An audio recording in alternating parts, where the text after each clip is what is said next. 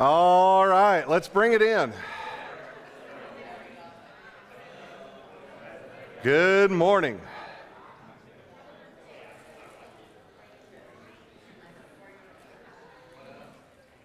Good morning, good morning.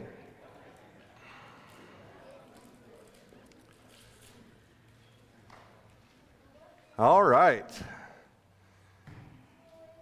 Let's start with prayer. God, we are grateful for your work, for your love, for your grace, for your mercy. We're grateful for the church, the called out, assembled ones, as we can gather this morning and talk about the great, great things that you have done, that you've been involved with and engaging here through the ministries of Crossroads. And so we just thank you for the opportunity to just glorify you and to bask in your praises and to exalt you. And so just bless our time now as a body in Jesus' name. Amen. All right. Well, good morning. In the past year, most of you are aware, I have had an awful lot of transition with my family. I've had, in the last year, I've lost my brother. I've lost my father. I've gained a son-in-law and a granddaughter. And so those are all good things. We are waiting for the arrival of another grandson here in the next couple weeks. But yeah, my parents and siblings, my blood relatives have all passed, and my kids are all now married, and we're in the grandkid season of life. And that's kind of a cool thing. So as a result of the transition I've been through, not just in the last year, but in the last several years, I consider myself pretty proficient in the subject that I'm about to talk about. As we experience, and how many of y'all have grown kids that are married? Okay, almost half of the room, yeah. How many of y'all have grandkids? Okay, good, yeah. It's a good representation. By the way, we were looking at some statistics this week. This is just a freebie. But you know our largest demographic in our church? Ages 4 to 11 is our largest demographic. Our second largest demographic are ages 35 to 50. And so we are grateful to have a young church. But yeah, as we experience as we experience life, as we experience maturity, we've definitely dealt with this in our family. We can't experience new birth unless we permit our children to grow up and marry and have children of their own, right? And as we have been bringing grandchildren into the world, I've not had a part in it, but as our family has received grandchildren into the world, we've also lost the older generation. And as our kids mourn the loss of grandparents, it's just part of the circle of life. You can't bring in new generations without eventually losing the older generations. And as that happens, we all get older. And life is going to move on. You cannot freeze time. But as children have added spouses and together they've added grandchildren, our family has expanded. And it's just at a stage right now where it's expanding rapidly. And so we're still one family, but we're 4 households. There's Sharon and I, and then Brian has his own household, Elijah has his own household, and Zach has his own household. It's the same for other families. As your families grow up and as your children grow older and begin to launch out on their own, and some parents get excited about it, some siblings get excited about it, and some not so much. Some feel like they're making sacrifices. Things are changing in a way they don't appreciate, because as our kids get older, it makes us feel older, right? And things begin to change. We start to lose control. Others embrace the new phases of life that brings new life and growth. Some don't want to let go of their babies, but they fail to realize they're not babies anymore, right? Our maturing children are excited to be starting a family of their own, taking on responsibility, living out their mission and their purpose in life. And parents and siblings have a choice. We can either embrace or reject. And the more we resist the growth and expansion of our maturing family, the more frustration creeps in, the more division creeps in, the more rejection is felt and caused in the family. And I think it's the same for the church. And that's what we're going to talk about this morning. For 2 years, we've explored nearly every viable situation to maximize our growth as a church, to continue to love and care for our church family, to help people in our community come to know, love, and follow Jesus into his kingdom. Recently, a few weeks ago, we had a roundtable discussions and met with ministry team leaders as well to get input and explore any solutions that we've left unreached. We have crowded our chairs together. We have made our aisles as small as we possibly can. Some, like these two side aisles, are not, what's the word? ADA. They're not ADA. They're not up to fire code. Yeah. But we've done everything we can. If you happen to walk in the back doors around 10:35, it is really, really, really hard to get into a seat. There's seats still available, but there's so many people standing at the back. If there was a fire, we could be in trouble. And so we've had some great conversations, and so we've expanded our seating. We've brought the rows as far forward as we can. I mean, Ted is certainly, I could injure him if I spit in the right direction at the right. Yeah, it's but I appreciate those who are willing to come and sit on those front rows and sit in folding chairs. We've expanded the balcony. We have 46 available seats up there. They're not all optimal, but people are willing to go up there and sit. We've expanded our parking lot. We've added gravel. We've done everything we can over the last 2 years to just explore every possible option.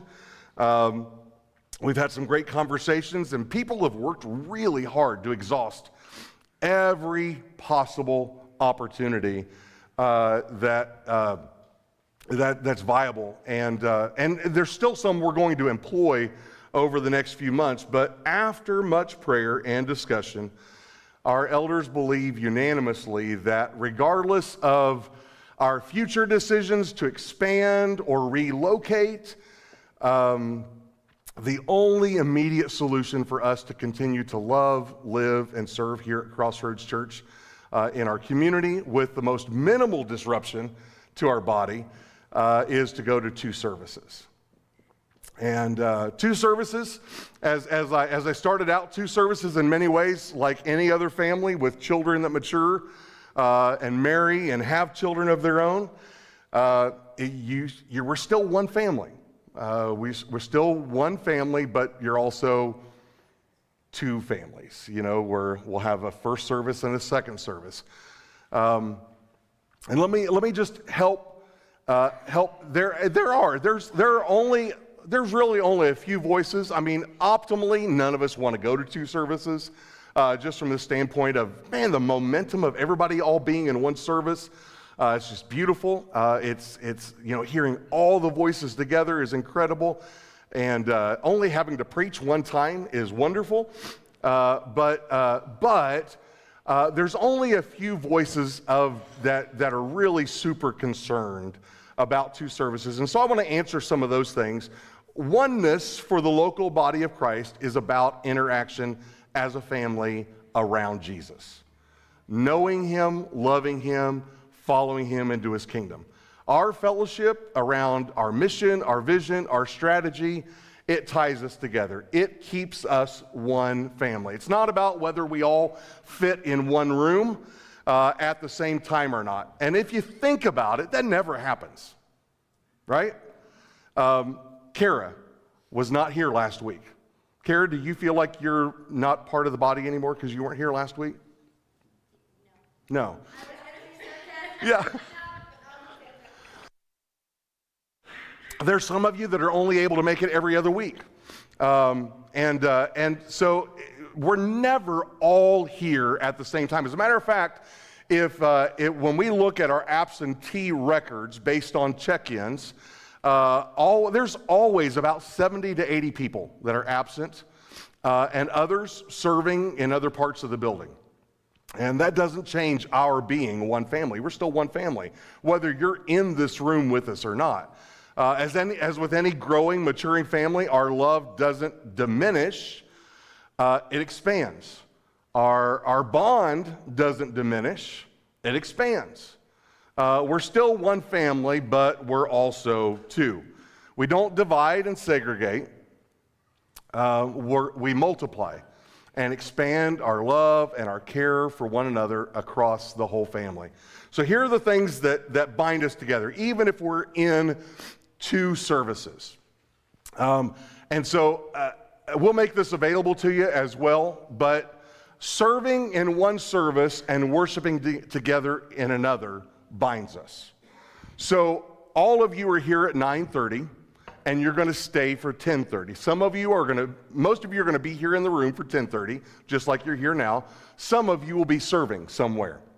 And so most of us, a good 140 of us, are already in the habit of being here for both hours. This is just going to expand that a little bit. But what it's going to do is it gives us an opportunity. First service attenders can serve in second service, and they can serve the second service attenders.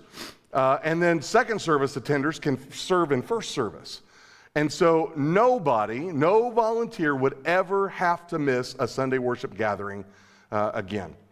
Everybody can serve in a service and attend a service, participate in a service, not just attend. As a matter of fact, we would only want to use volunteers who are willing to serve during one and participate in the other. Now this will hopefully open the door for more volunteers to serve.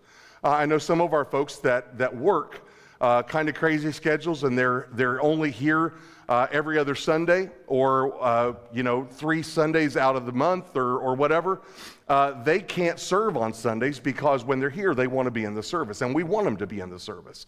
So this will open the door that even if you're only here 2 Sundays a month, you could still serve in the other service and then still attend another service.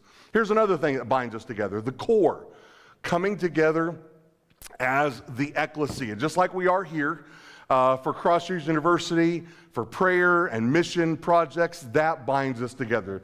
Our Crossroads University is going to become very important, vital to the unity of the church. It's when the core comes together, doing life together in missional community and in ID groups binds us together. We're gonna plan a certain amount of time in between the 2 services for fellowship, and so fellowship between services bind us together. A lot of times, you'll find this. There are those of you sitting over here along this wall.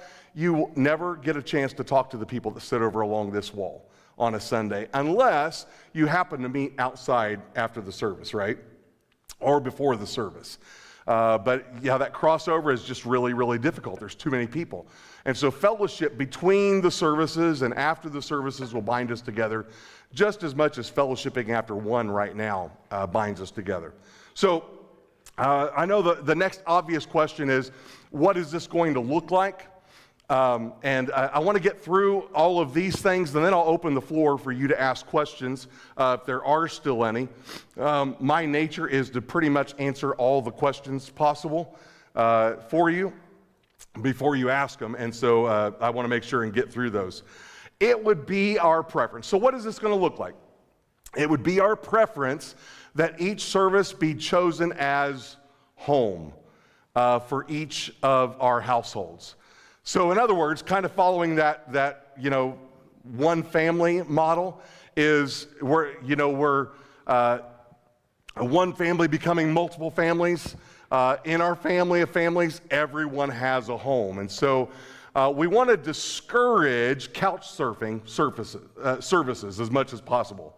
So, in other words, if you go to the early service, go to the early service.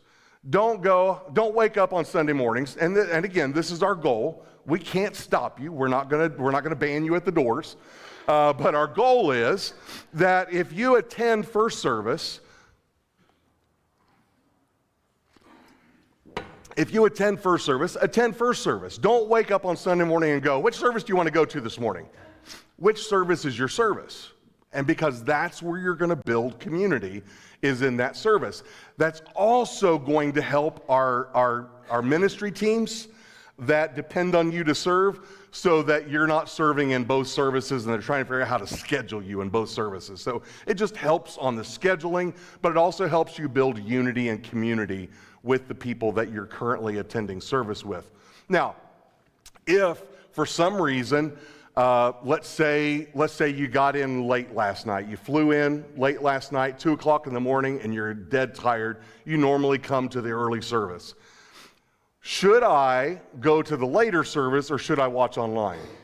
Come to the later service, right? Yeah, it's again, we're not being legalistic about this. It's just our goal that we build community and unity. It would be better if you're here in the service you don't normally attend than you not be here in either service. That's just, again, to me, that's a no-brainer. We want to kind of build that. It would be our hope that we could get enough people, and we're going to ask you to commit to one service or the other, but we'd like to get enough people to commit to each service so that the services are equally distributed with both numbers and demographics. So we want to keep the early service from becoming the old people service, right? Old people are early risers. But we also have a lot of like 3-year-olds and 4-year-olds that get up early. And so families with those kids, if they want to come to the early service, great, that's amazing. And so we want to blend the demographics as much as possible, and we want to blend the numbers as much as possible. It would be our goal. We wouldn't want to see either service get below 80. Because that's just kind of a critical mass number, where we're normally running, we're running 240, 250 right now. And so if one service doesn't, and like in the worship service, I think we're running 180 something. So if we had 100 adults in one service and 80 in the other, both would feel similar in momentum and in singing. Now, a couple things we're going to do, just because I can see you're asking questions with your eyes. So all of you that are sitting under the balcony, those seats go away. There will be no seats under the balcony. Those of you sitting in these two sections here, you become one section. So we'll have a section of rows of 8, and then these side sections will come in. So there will be 2 wide aisles, no center aisle, and we'll all be on the concrete, okay? So that will help spread us out. It will also help us fill the room. And so that's kind of going to be our goal. So times. We would go to either, we've talked about this a lot, prayed about it, discussed it, and I like one of the times in each set for good reason. But we're either looking at a 9 a.m. and 11 a.m. service or an 8:45 and 10:45 service. Now, all of you like one of those sets over the other because of the one you've already decided you want to go to. I like the 9 and 11. I like the 9 because 9 just sounds later than 8:45, right? 8:45 sounds so early. It's only 15 minutes. We could even go 8:50 and 10:50.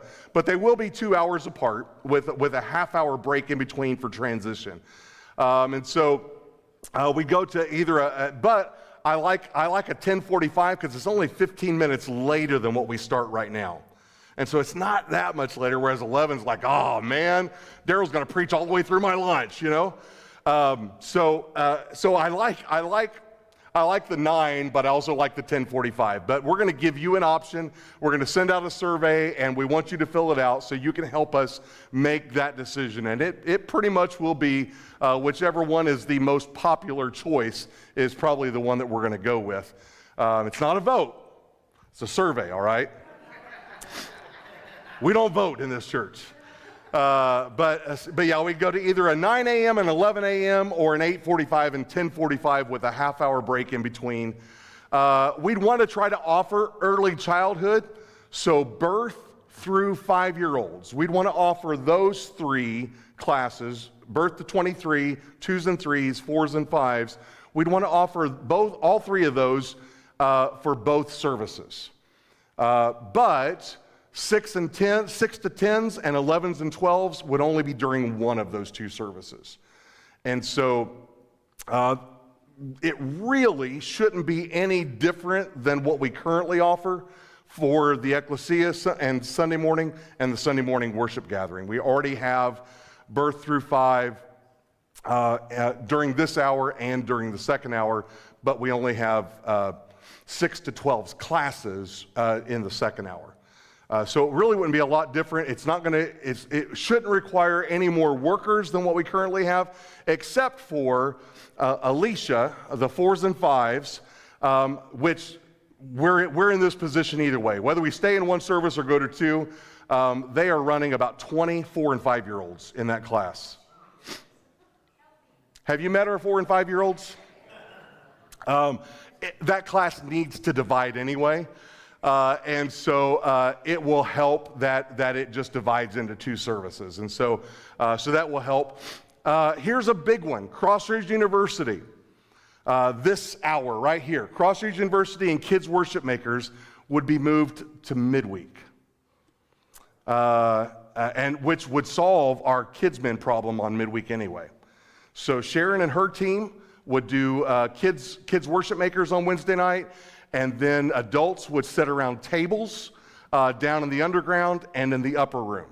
So we'd offer 2 classes, maybe 3, maybe a small one in the conference area, but our class time would move to Wednesday nights, and it would be like a 6:30 to 6:50 fellowship time, and then you go to your class, which would mean instead of having 45 minutes, we'd have more like an hour per class. You'd be sitting around tables, and so those of you that like the discussion piece, all of our teachers would be able to teach and then throw discussions to the table and then come back up and teach. And then throw a discussion, just like we've done at midweek in the past for those of you that have attended midweek. So that's a real winner. Midweek would become essential to the life and the unity of the body as it's a time for the church to be the church. Because we wouldn't have that on Sunday mornings anymore. We just don't, it would just be too much. Some churches do a early service, a Sunday school, and a later service. It would just be too much. Too big of a transition for us, and we just wouldn't have the personnel because we need people that attend early service to serve in later service. And that would just be too long of a time to be at church for folks. So now what it would also allow us to do is during the service that doesn't have 6 to 12s, it would free up the underground to where we could have a Crossroads University class during that service. So people could still go to a class and attend service if they're not serving in another service. So that's kind of the goal. So how is this going to impact missional communities and ID groups? If I can't participate in everything, what's the expected priority? If I can do a few things, but I can't do everything. Here would be our recommendation. Our elders' recommendation to you would be Sunday morning worship is first priority. Don't sacrifice being part of the body on Sunday morning to attend a missional community or to be part of an ID group, all right? If you can do 2 things, we would like to see you do Sunday morning and Wednesday night, because again, that helps the body build unity. Now, I understand people work on Wednesday nights, and that's going to be an inconvenience for some folks. We apologize for that. Some of you that love Sunday morning, you're just not going to be able to do Wednesday night, and we are very, very sorry for that. The third priority would be your small groups, your missional communities. And then fourth priority, kind of really right alongside of missional communities, is ID groups. Several of you do either a missional community or an ID group, and so that would kind of be on that third realm of priority. But never, never, never prioritize your small group over Sunday morning gathering. That's just a wrong set of priorities for the church. All right. Wow, I made that. I've got a few minutes for questions before I go on to the next subject. What questions do you have? I'm sorry? 6 to 12, are they going to the During the service that we don't have kids, university on Wednesday night? they would be in Kids Worship Makers. All of them, okay. Yeah. So exactly where they are right now, Go to worship makers or not, that they're going to worship makers. yeah, exactly where they are right now during this hour is what they would do on Wednesday nights. Yeah, good question. Ted? What about you guys thought?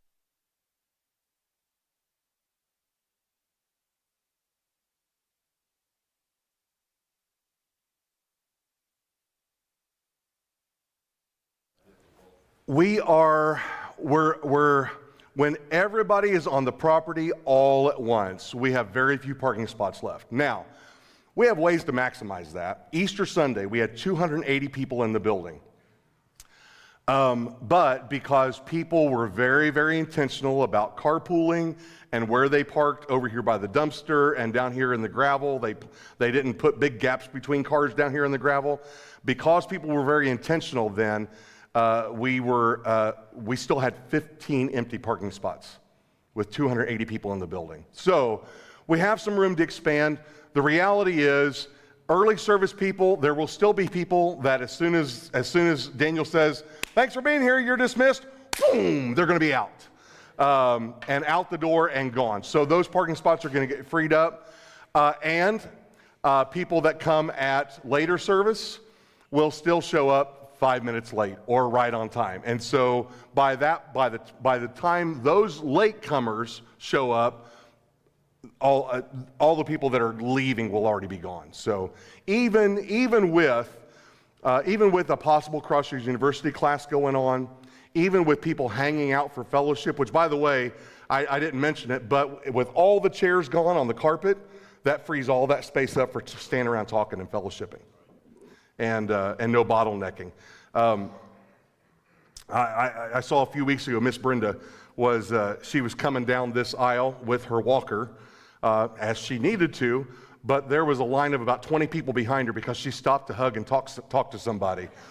That won't happen. That won't happen because we'll have wider aisles. And she was oblivious to it. She was fellowshipping. Absolutely, yeah. So we'll have wider aisles where you can get around one another if people do stop and talk in the aisles. So, but yeah, and if we have to, we do have more land, like over here on this side, that we could add extra parking, more gravel parking if we need to. But it should not, the transition between the two, even at the peak of people coming and staying, it should not maximize our parking lot. Great question. Any other questions? All right, so, Kara.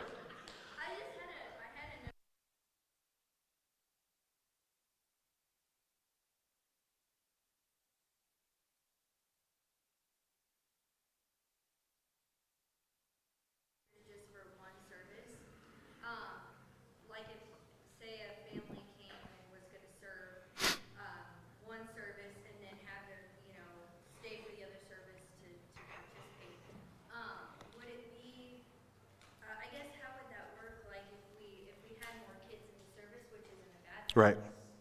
Would that then impact the numbers, like making that service larger because of more seats being taken in, or No, again, there's going to be so much room for growth. We're actually going to we're going to be excited about that people being here twice to help fill in some of those seats. So like worship team will be here both services, and so that will be helpful in the beginning while we get used to smaller numbers, because it'll be a big oh my gosh, where'd everybody go moment for us, and mostly for me, because I'm the one that stands here and looks at you guys, and just seeing a really much smaller crowd. So a couple things we're going to do with that. So one service, we're not going to say which, because we're giving the parents the option. We want the parents to tell us, if you have 6 to 12s, which service would you prefer to attend?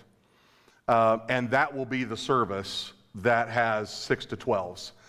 The other service, it would be a family inclusive service. And so 6 to 12s would be in the service with their parents.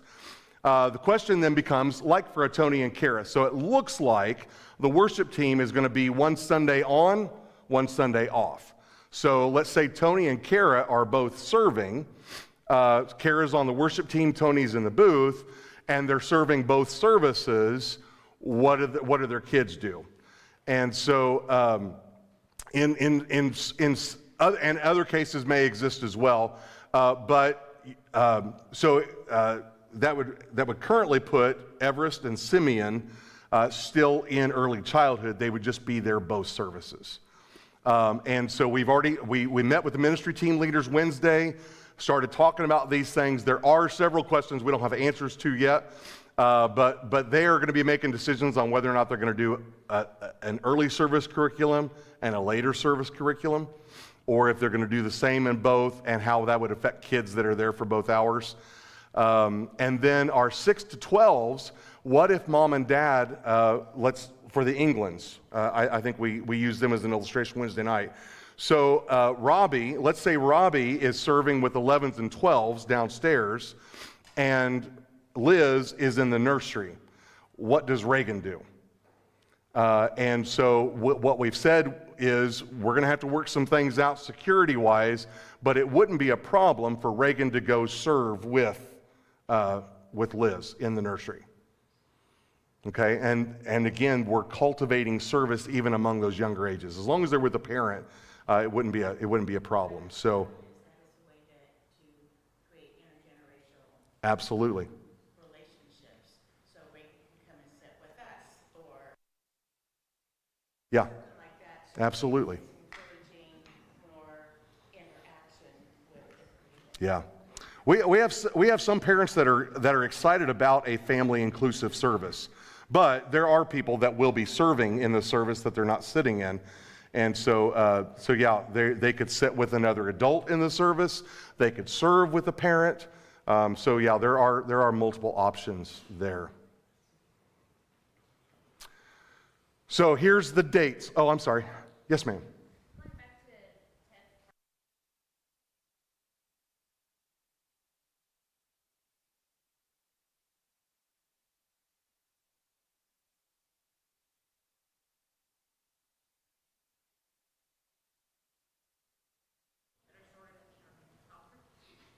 Because there's a lot of kids running, Right. and you're gonna have cars leaving and coming. So, we thought about putting some people out in the parking lot to help. We will. We'll probably need to address more people outside.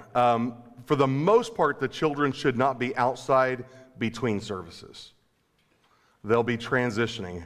Again, something we're working out, but we're going to have to change the way check-in happens, because in that half-hour break, you're going to have people checking out and people checking in. We've not had that yet, so we've got to work through some of those. But yeah. Oh, good. With Wednesday night being the Ekklesia time, I don't know, I guess would it, like for those who can't make it, like they love.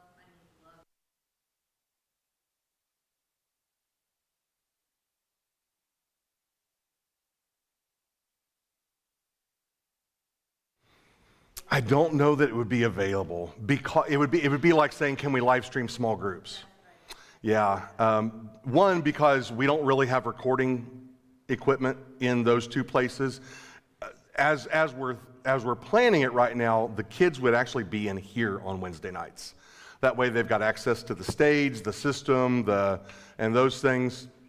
And then again, the round table type format would be more conducive to the things we want to do in Crossroads University. So we're probably not going to be able to record that unless the teachers are able to do something audio on their own. Yeah. Great question. Yes, ma'am.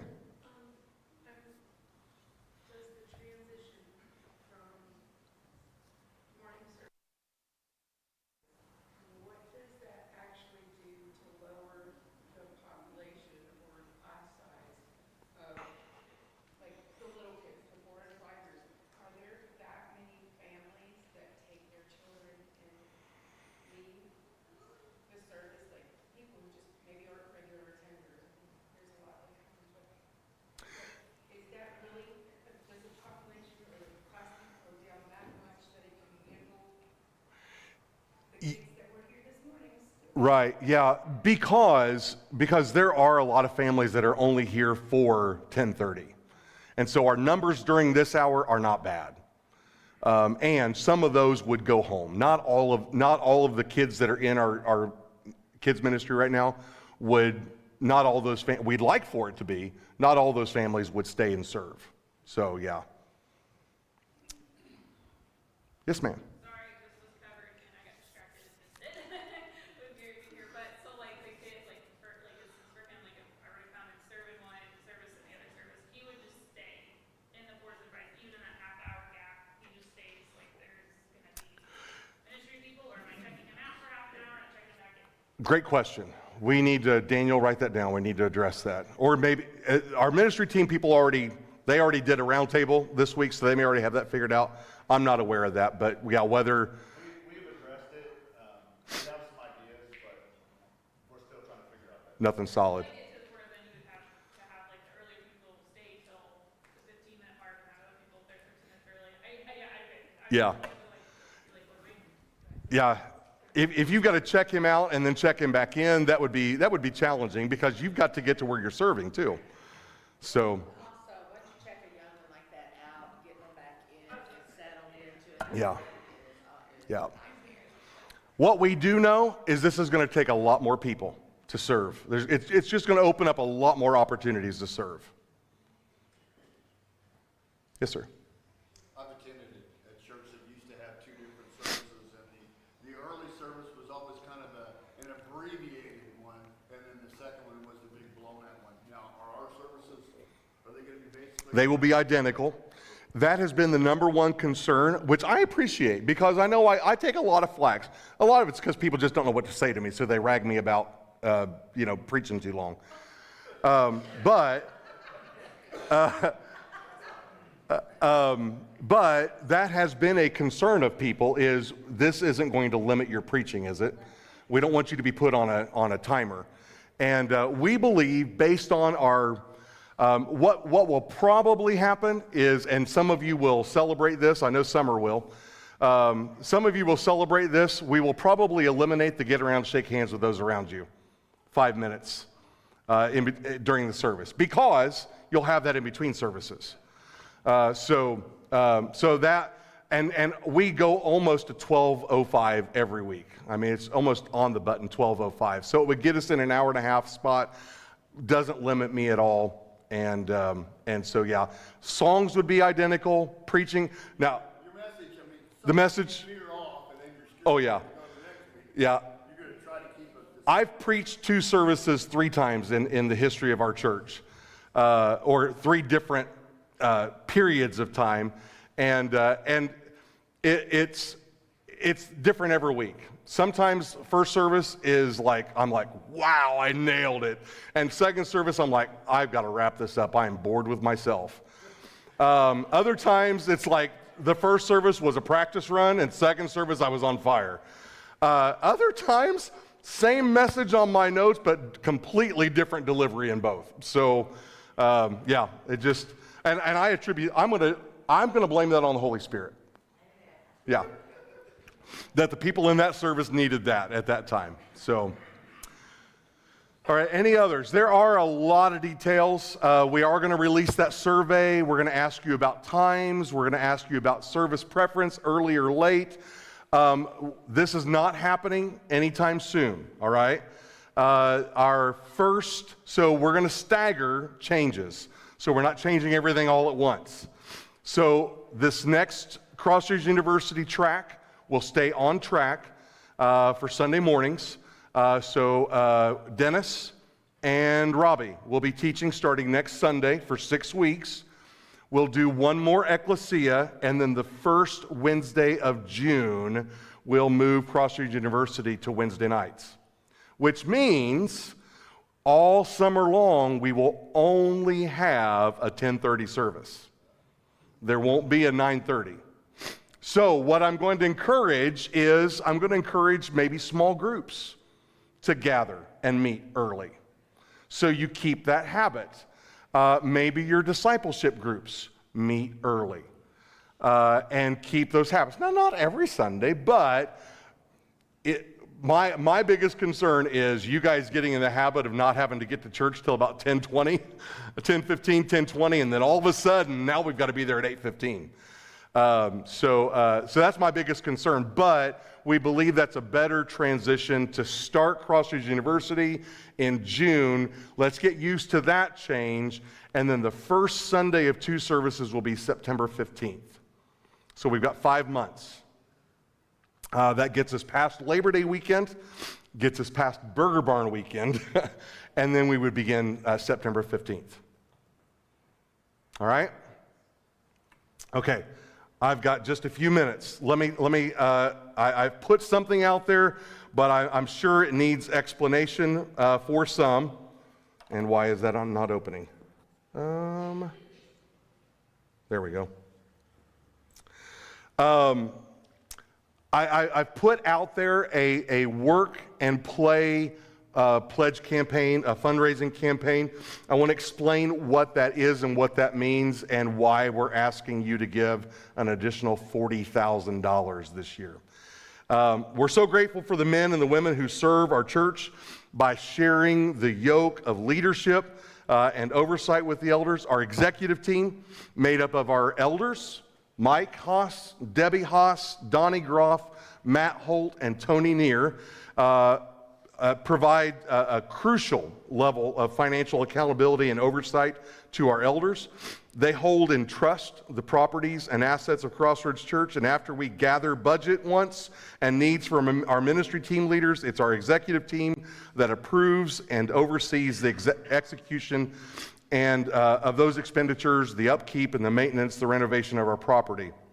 They also protect the well-being of our staff, is also a priority, and all of this is made possible by the funds that are generously donated by our covenant partners and gifts from others, including you, our valued congregation. So after approving our budget for 2024, our executive team determined that a top priority beyond the budget would be to raise additional funds from within the congregation to put a much-needed fenced-in play area out here in front of for our younger kiddos, because as Sheila was mentioning, after service on Sunday mornings, it's just a nightmare, and we're just waiting for a 4-year-old to run out in front of a car and get hit. We're not waiting for it. We're prolonging it. But then in March, so that was going to be come March, April, we were going to say, hey folks, we need to raise X number of dollars for this play area. Then in March, we get struck by lightning, and we have 2 speaker arrays. One is bad, one was good. Guess which one got struck by lightning? The good one. Our projector got struck, and some of our lights up there got struck, and then some other gadget boxes that connect all those things together. I don't understand it, but we filed an insurance claim. However, the equipment that we installed 7.5 years ago is not worth much money at all, and all the equipment is obsolete. So the projector was obsolete as soon as we bought it. The speakers are from China. We spent everything, every light, soundboard, the rigging, the speakers, the subs, the projector, everything that runs in our building, aside from our cameras, we spent $12,000 on those in 2016. That is dirt cheap. We bought the cheapest thing we could find. It was all we could afford in 2016. So after a lot of research, so replacing those items is not going to generate a lot of funds. We're hoping for $10,000. It's going to be somewhere closer to $5,000, between $5,000 and $10,000 is what we're going to get from insurance. After a lot of research, discussions, prayer, the executive team has decided on replacing our speaker system, our amps, and projector with a much more robust quality system to add a projection screen to the wall. That will make the image brighter. I don't know if you watch, like sometimes it's hard to see what's on the screen because of the stained glass, the light coming through the stained glass. We're just projecting on a plain flat white wall. So we're getting a better projector. We're gonna get a screen that will actually reflect a more vibrant image. This new system, while considerably more costly, will save us money in the long run and will significantly enhance our worship experience with sound. We have had problems with our sound since we installed it, but again, you get what you pay for. We had already budgeted $30,000 in capital expenditures this year toward replacing the speakers alone, but with the additional cost of replacing the projector and the screen and also wanting to put in the play area, we need to raise an additional $40,000. Anything above that raise this year would simply allow other capital improvements that got bumped down the list by the speakers to be re-added back in this year. So far, we've received about $2,200 of the $7,500 pledged toward this goal. And so we are asking you to help us. We can pay it. We're not going to go in debt for this, but it also binds us completely on our budget. But we need to get it. We need to get it done. We need to get it replaced, and we just don't want to have to worry about it anymore. And so, if we expand, the speakers would expand with us. The projector would expand with us. If we relocate to a new building, those go with us. We might have to add to them, but they go with us. So we're not spending $45,000 on something that is limited to just this building while we're in this building. All right? If you have questions, Tony, stand up. Go talk to Tony. No. Tony, stay standing. Matt Holt is up in the balcony. Welcome home, Holt family of 5. Tony and Matt are both our sound techs, and they are both on the executive team. Donnie Groff, is Donnie outside? He's doing security, doing risk management. Mike and Debbie,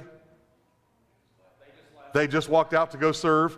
Mike and Debbie Haas, Tony, Matt, Donnie, Daniel, myself, or Michael. Feel free to ask us questions. Chris, yes, Chris Cunningham. Is Chris in here? Yeah, there's Chris. Okay, good. So yeah, we're out of time. So if you have questions on that fundraising campaign, let us know. We'll do our best to answer your questions. All right? Go potty, get a cup of coffee. Not necessarily in that order.